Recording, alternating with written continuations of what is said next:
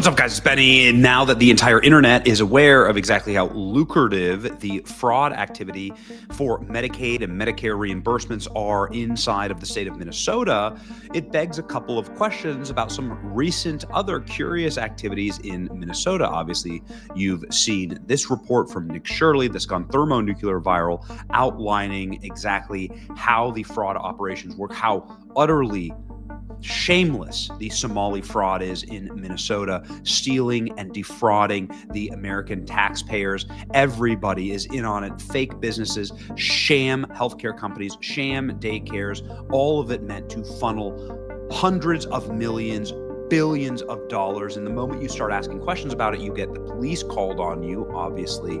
Now, that we know exactly how lucrative this scam is, to the tune of billions of dollars. I mean, feds are saying that it's $19 billion. That's more than the GDP of Somalia. So they're able to create like a brand new Somalia here using scams in America.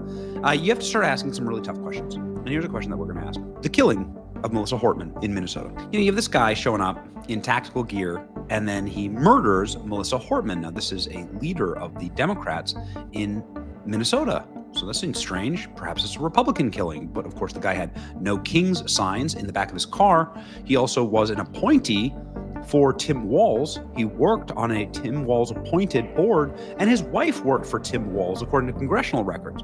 There was a bill before the House that failed to provide payment to illegal aliens for health care in Minnesota.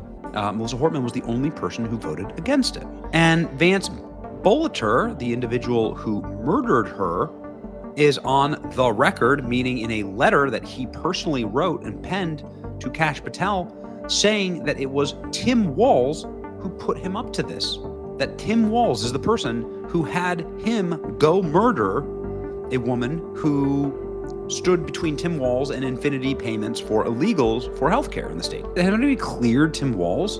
His claims are extraordinary. Like, at the very least, in this situation, with so much that we've learned, can we at least ask some questions? Don't we owe it to the deceased? Here's Melissa Hortman, ladies and gentlemen. This is the clip that's going so viral of her sounding just scared as hell. Did she just know that she voted herself a death sentence? I'm not sure.